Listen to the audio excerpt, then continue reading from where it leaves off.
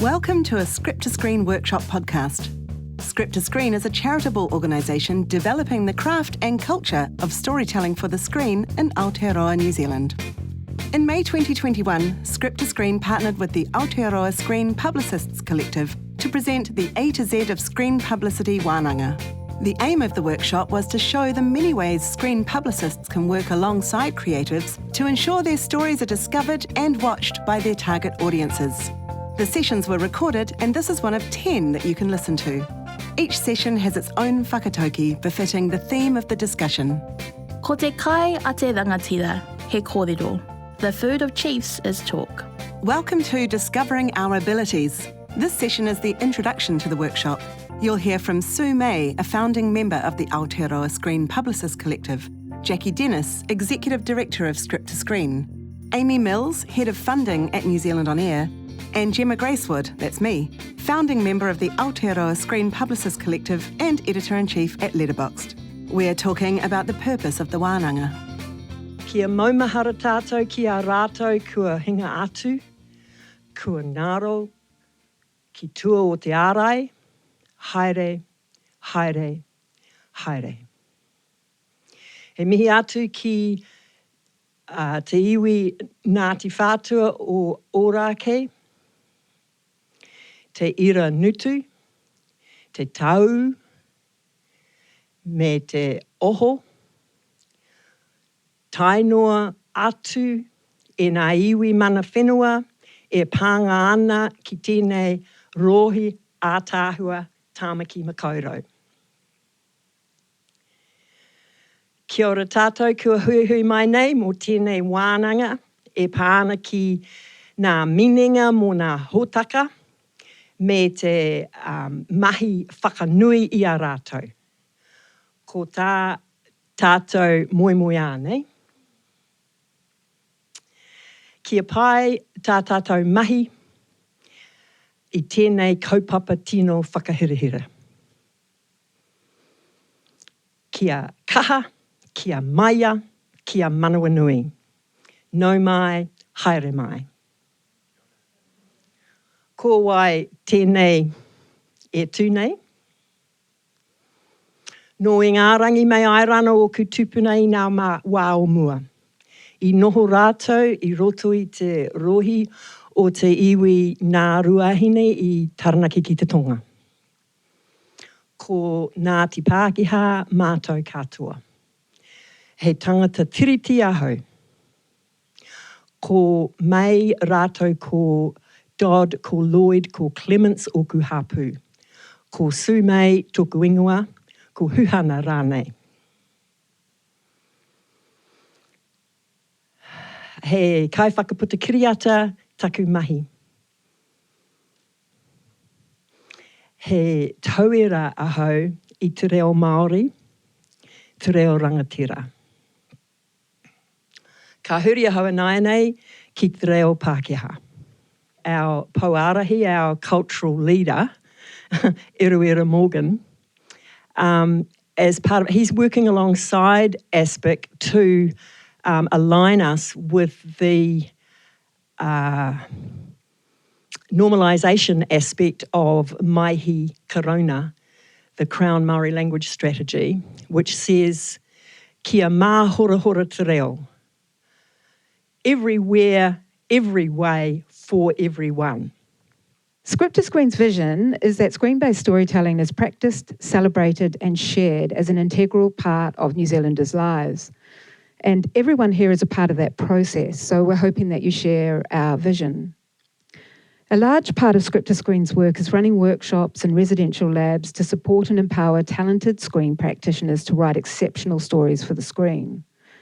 When Gemma Gracewood called me at the end of last year to ask if Script to Screen would be interested in partnering with what wasn't even named then, the Aotearoa Screen Publicists Collective, for this A to Z publicity workshop, I was immediately engaged and said yes.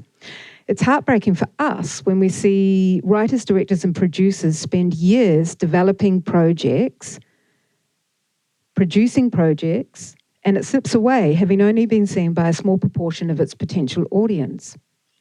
So, of course, we wanted to be part of the conversation about what can be done to ensure all that mahi in development leads to a production that has fully considered how to reach its audience.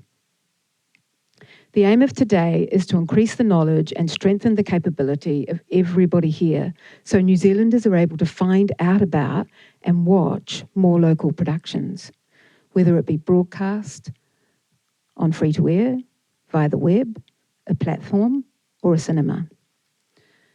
You'll be hearing about the many ways screen publicists can work alongside creators. You'd think I'd remember. To ensure their stories are discovered. You will also get insight into the changing nature of viewing habits, shifts in media, and the ever-evolving world of social media. Aotearoa Screen Publicists Collective have created an in-depth program with so many learned speakers who are experts in their field. It's a really impressive program. Tēnā koutou, katoa, whautja, no mai, haere mai, ki te tēnei wānanga. As Alison Jones writes in her recent memoir, This Unsettled Life, I exist in the Pākehā state of permanent, lively discomfort. My reo adventures are really only beginning, so aroha mai for the bounteous English that follows. Ko Gemma Gracewood, taku ingoa, ko Ngāti Pākehā te iwi. I whakapapa mostly to Ireland, slancha to my Irish cousins, also to Manchester, to Denmark, and faintly to Italy. The first of my ancestors sailed to Aotearoa in 1845 on unimpressive business. The last arrived here in 1913, over 100 years ago now. These unsettling settlers are my ignoble pioneers. I was born in Lower Hutt.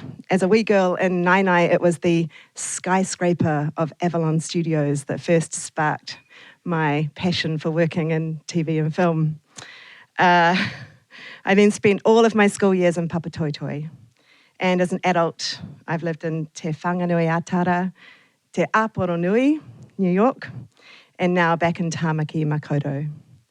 I think the reason I am here today, an interloping producer-writer in a field of our most seasoned publicists, our industry's best, dates back to a family story about Gemma's campground tradition. We went camping a lot. As my parents wrangled the huge old canvas tent, which seemed to take half a day to put up, my sister always would sneak off under a tree with a book. My brothers would find a sand dune to throw themselves down, and I would disappear for several hours, only to return with a full report of every single other family at the campground. Names and ages of their children, which family had the kayak for fishing and which family had the fish smoker, who were the bridge players that my mum and dad could pair up with, who had the library of books that my sister could borrow from, who had the guitars, who had the gin, and which kids were most likely to join me in putting on a show. So yes, I was casing out the audience from day dot. Since then, I have worked in so many areas of audience discovery, as a performer on stage, as an audience member, as the media interviewing the artists, as the publicist pitching the media, as the producer engaging the publicist, and now as an editor-in-chief of a platform for film lovers. I have an inbox full of press releases and a team of writers ready for their commissions. Not very far into a 1990s side hustle as a theatre publicist, go to the basement, I met Sume, who was already a legend in our industry for many reasons. But at that time, she was Lucy Lawless's point person for Xena Warrior Princess, and running publicity for events like the New Zealand Film Awards. Remember when we had those?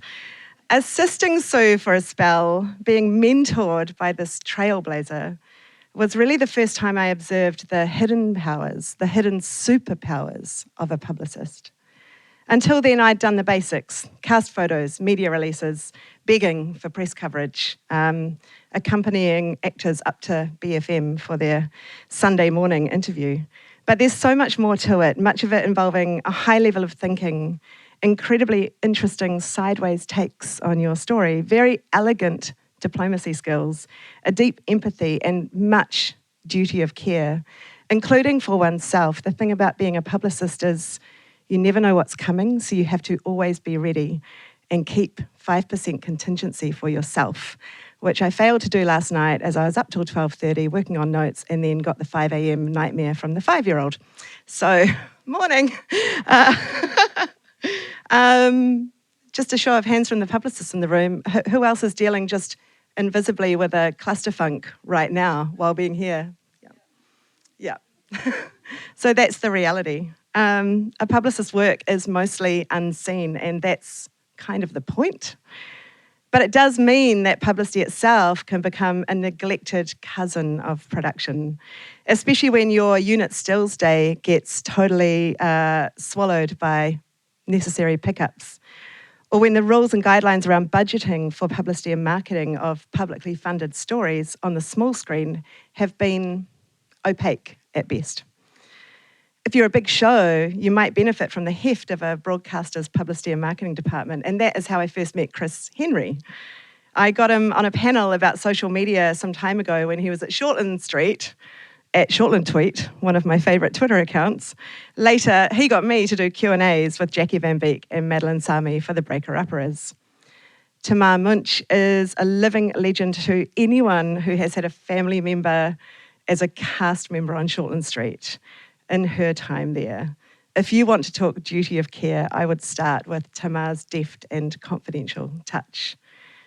As fellow contributors to the 9 to Noon show on RNZ, a year or so ago, Tamar and I were at the Christmas party and we got chatting, and she told me about some personal research she'd done into local media coverage of locally funded television shows. It was dire, and Tamar will tell us more about that today. And then last year, Courtney Mayhew and I met and bonded as the mouthy ladies on the microphone at a WIFT event, Amie was there, to introduce New Zealand On Air's Cameron Harland. That evening was the first time we heard that New Zealand On Air were interested in interrogating their long-held practice of putting all the putia on the screen.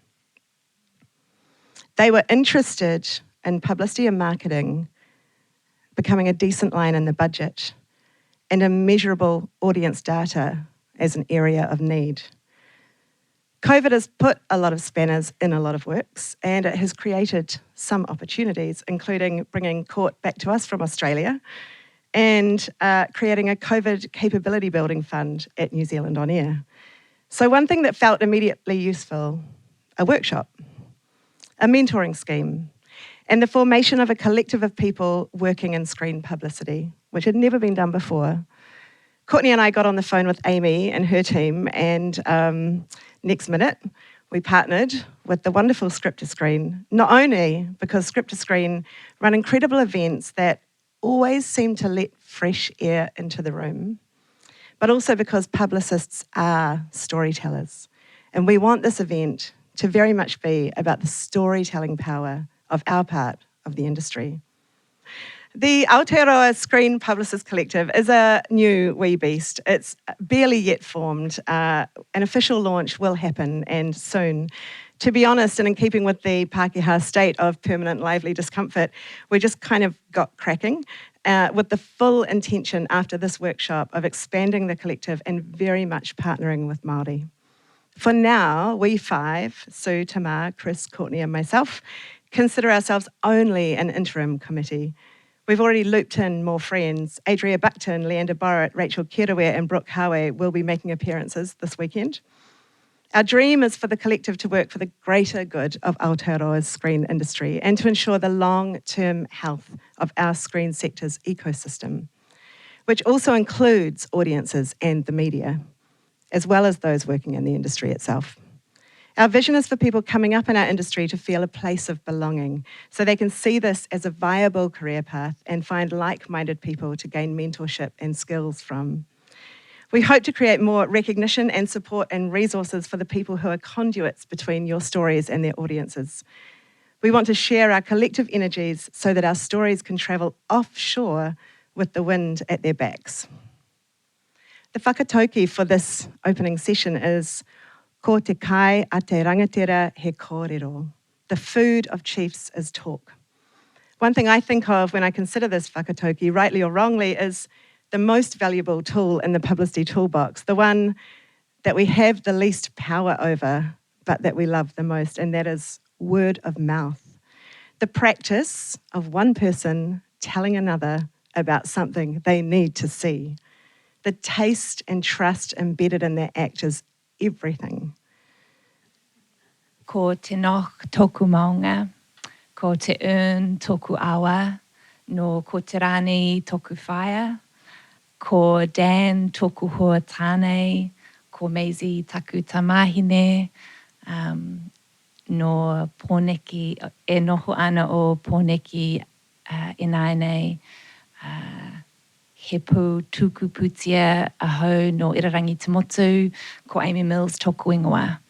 Nō reira, tēnā koutou, tēnā tātou katoa. It's very intimidating but thrilling to be in the room, and it's a beautiful room, and deeply grateful to be here. And it's one of those rare times when you just, we're here to listen and learn. So the sort of the genesis of this and how quickly Aotearoa Screen Publicity Board and Script to Screen have pulled this together is mind-numbing. I thought I was busy, and it's just what they've done is absolutely amazing. I don't want to keep you long because I want us just to be able to get into it, but I thought I would give a really quick potted history of New Zealand on air, just in terms of the place and why we're here in it, and hopefully some context that might be useful as you move forward across the next 2 days. So just very briefly, for those that maybe aren't all that familiar with Irarangi Te Motu, New Zealand on Air, we are a cultural agency and we fund public media content, so often defined as the type of content that might not otherwise get made or survive in a commercial media market. There's $80 million a year that we call contestable funding, which means that production companies coming alongside a platform attached come in to seek the funding to make content, and we split it broadly, 40 million for scripted and 40 million for factual.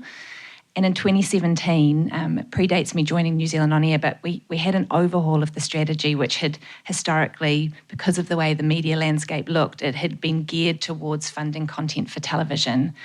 And obviously that had to change. So in 2017, we shifted to something called the New Zealand Media Fund. And the idea was this is a platform agnostic fund. So you're coming in for content, but it could go on any sort of viable local platform in New Zealand. And I think between one funding round and the next, when that policy changed, it went from something like 18 platforms to 34. So immediately content and where it went fragmented, which I think sometimes has a myth that that was a really negative thing. But actually, I think the reality is that that's a really powerful indication of where audiences are and where targeted audiences need to go, targeted content needs to reach its audiences.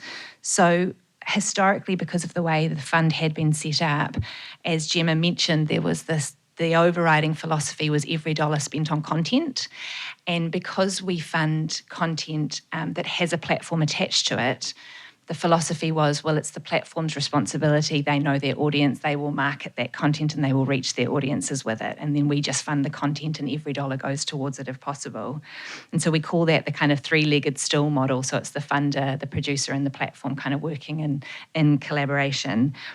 What has become clear over the years, and what we did recently was we did an audit. So we did a review of the whole New Zealand Media Fund. It's a huge document that's available on our website if anyone has a long rainy afternoon and is bored enough. I mean, I found it the most fascinating document ever. It was like being given the kind of manual for how to do your job. But one of the findings that was really clear but was articulated quite explicitly was we are seeing declining TV audiences, so therefore we are reaching fewer people with that model. And that is not an indictment on the broadcasters themselves, it's the changing nature of the audiences and what's happening. But of course, as a funding agency, we then have to acknowledge that then the policies that we're operating under are probably not serving the audiences as best they can.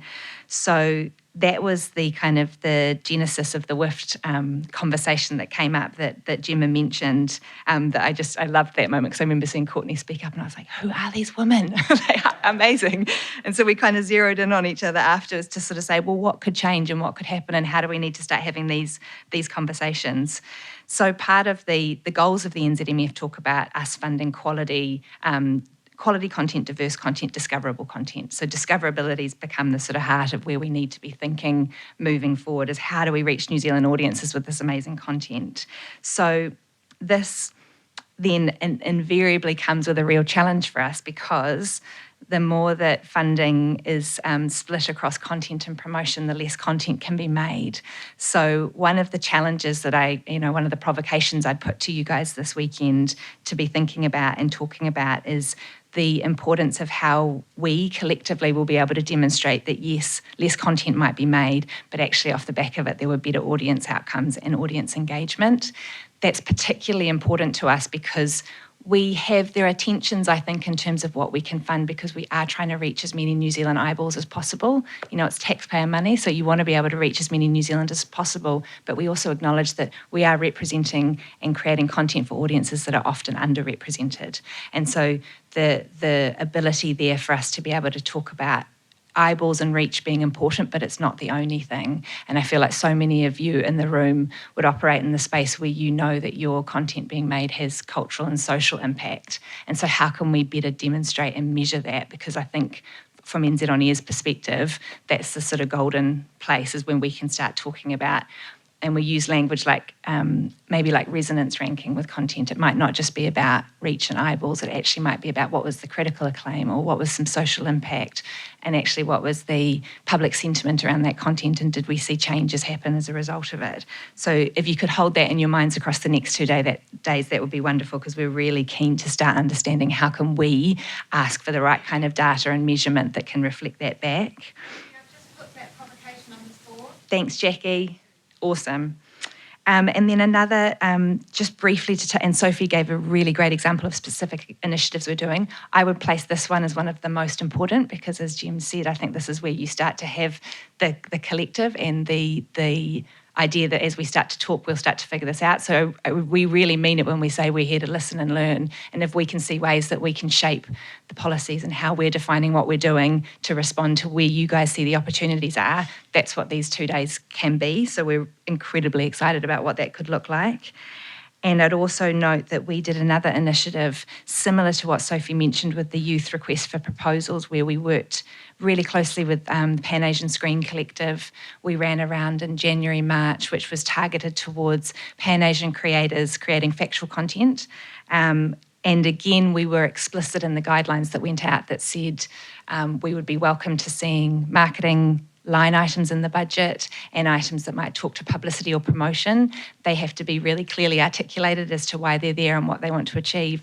The thing that was quite fascinating for me as a learning was that even though that was in there, and even though there were applicants who I know were in that space and had actually sort of previously in the past said it would be amazing if NZ On Air could consider what that might look like, they still didn't seek additional funding to do it. And I actually had to ring up and be like, but it was in the guidelines. And the feedback was, but we were still trying to keep the budget at a low enough level that we felt that it was palatable. So I think what we realise is that we are going to have to keep having this conversation regularly and keep talking about it so that it starts to feel more normalised as to what we're looking for. There's always going to be the voices, I think, that challenge, that say, you're going to open the floodgates and so much money is going to come in asking for publicity that the outcomes for content are going to be that significantly reduced. So again, we're going to have to be smart about how we assess and how we look at what's coming into us. And I think anyone just coming in with a ceiling of amount of money that they're seeking without a really clear plan in place about how they're going to reach audiences, it probably won't fly. So there will be quite a lot of expectation of the level of commitment and detail that we see in proposals coming into us. And then the other thing to add in terms of a kind of specific initiative or an emphasis is that we've just hired a really amazing wahine called Kat Goodwin. I think she's come across from OND. She's their insights director, I think, but she just lives and breathes data. So she brings no more, like the joy that she gets from making meaning out of data is massive. So her brief is actually going to be working towards how might we define some standardised metrics. So this idea of almost like an audience minute that might make sense across whether it's television, whether it's straight onto TV NZ On Demand, whether you're able to actually pull in social media video stats if it's video content, but actually talk about data that might feel like it could be broadly standardised across platforms. It's a bit of a holy grail, and I'm sure there is no one answer to that, but it's just to let you all know as well that we're trying to bring in internal capability to be able to do that our side. And as I mentioned before, the key focus for us trying to be how do we talk about what success looks like beyond just eyeballs, so actually about cultural and social impact. The A to Z of Publicity workshop podcasts are proudly supported by New Zealand On Air's Industry Development Fund, the US Embassy, and Images and Sound. Music for the podcast was provided by Poddington Bear, whakatoki by Lalena Fe'onati, and voiceover by Gemma Gracewood. Kia ora.